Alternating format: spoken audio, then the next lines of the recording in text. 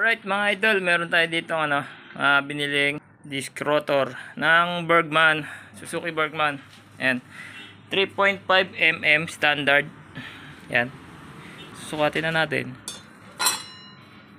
Yan, mukhang sakto naman mga idol.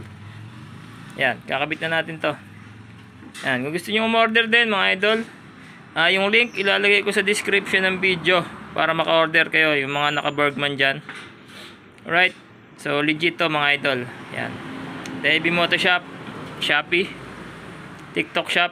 Alright, lalagay din natin. Yan, so order na kayo mga idol, mura lang to. Yan, para sa inyo mga idol. Alright,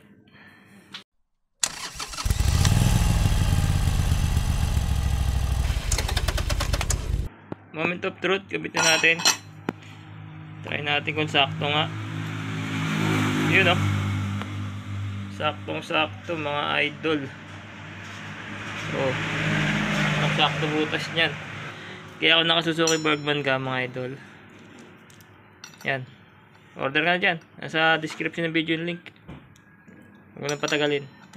Kung lalo na kung may tama na yung malalim na yung kain ng meron kasi mga idol, brake pad na sobrang tigas, mas nauna pang nauubos yung rotor kumpara dito sa sa brake pad mo mga idol. Kaya mas mabuti pang bumili ka na lang ng mumurahin kaysa dun sa medyo sakto, medyo tagto 200. Meron akong alam na brand na kulay blue na rotor ang nauubos, hindi yung brake pad. Napakatigas, sobrang tigas. Kaya ayun, sayang ang rotor. Imbis na brake pad ang palitan, yung rotor ang napapalitan. Alright, yan yung minamaintain natin dito na Suzuki Bergman dito sa amin. Yan, so yan, pang ilan na tong laging problema ay ISC. Yan, yung ISC nya. So issue yan ng mga Bergman mga idol, ISC nya. So ito, bumili kami sa online mga idol. So manual, yan manual ISC na yung binili namin para hindi na problema yung pag-adjust ng ISC. So yan yung kasama niya sa package, yung kanyang lock, screw, spring, o-ring, tsaka yung mismong unit na ISC. Yan, so dito pinipihit yan, lagay lang natin sa tripod tong yung ating cellphone. Alright, yan, so yun kasi naging problema niya mga idol. Right, ito yung manual ISC natin mga idol ng Bergman. Yan. Ito, pagka nakasalpak na to sa loob, hindi yan naikot, na-adjust lang yan. Yan, ito yung adjuster.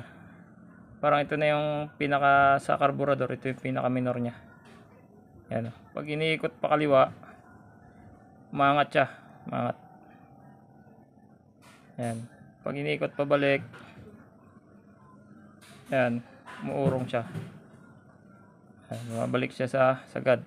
Yan, right, so yun, mamaya pagkakabit, ititimplahin natin dito. Iaangat lang natin yan para sumakto yung minor. Alright, yan, so ito yung pinakalock nya, Allen wrench na 3mm yata to. Yan. Right, so mamaya kapit natin. Right, testing natin mamaya pag nakakapit na. So isinagad ko muna to, yung pihit pa kanan, pa ganun, clockwise pagka nakaharap sa'yo to. Yan, so pagka humigpit na, wag mo nang persahin.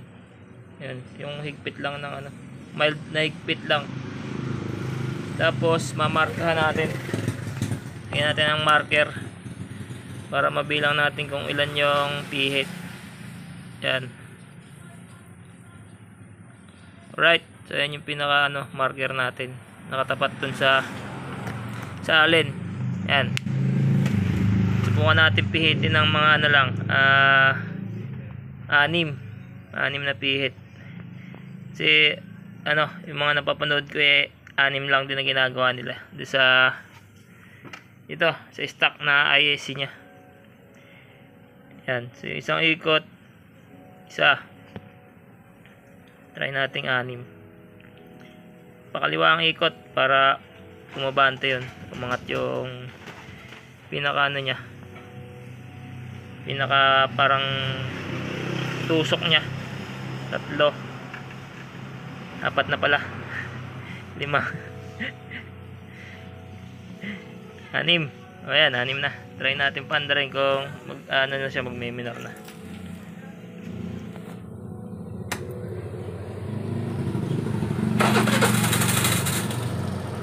Yun. Ayan, nakaminor na mga idol. Ayan lang, 6 lang yung ginawa kong pihit. Nakalimutan kong ilak. Yung lock pala nito mga idol, 2mm. Ayan. 2mm na allen. Ayan, so nalak ko na. Huwag nyo lang kalimutang ilak kasi baka makalimutan yung ilak to, yung allen. Pag ma-vibrate yung makina pag na-andar, posibleng matanggal yung allen o kaya umikot to ng pusa yung kanyang adjuster. Right. Tatanong nyo naman mga idol kung kailangan pang i-reset yung ECU. Kailangan pang i-reset yan mga idol, hindi lang lumalabas yung check engine. Wala lang ako diagnostic tool kaya hindi ko pa may re-reset ngayon. So pag lumabas yan mga idol, tapos nagpalit kayo ng ganito, so ipa-reset nyo na lang sa mga shop na merong diagnostic tool. Alright? Mekos nito. Insan. Machua pito. Sakto, di ba? O, pang XRM lang to mga idol. Tipos bearing tipo ha. Tipos bearing. Lucy Gremlin. XRM CB110.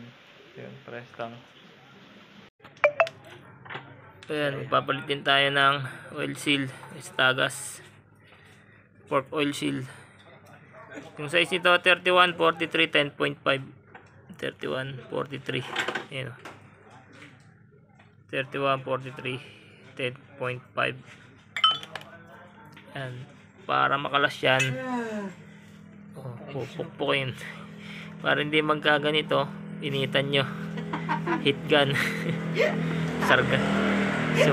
Sumarga na eh. Heat gun, puro umido na sa loob, namumuti. Kaya dumikit nitong ayan. Dumikit, kinakalawang na sa loob yun. Yun. Alright, na mekos na mga idol. Yung oil seal nito, fork oil seal. Ang kasukat ay pang DMX Supremo. Ayan. Kabili mo dito 120 isa. Oil seal tsaka dust seal ang laman. Ayan. Dalawang pares. Alright, nakabit na po mga idol. Rusi. Ayan, Rusi lang po ginagawa namin dito. Hindi po kami gumagawa na ibang motor. Mga Rusi lang. Alright. Ay mga naka-Rusi dyan. Dito lang kayong pagawa. Meron po tayo din Supremo. Sunog ang stator. Ayan. Tumawag pa ako ng gumamit po ako ng Colapred para ma-trace yung sira nito. Tinawagan natin si parang John Ray. Ayan o. Sunog. Bagong battery, sobrang lobat. Bago din yung regulator, naglolobat pa rin. Ayun. Ayun. Sunod na papalitan. Bagong battery, bagong regulator. Baka pwede pa yung regulator nito. Nakabili lang, 1 week pa lang itong regulator. Yung pala sunog na yung stator. Na-drain nga.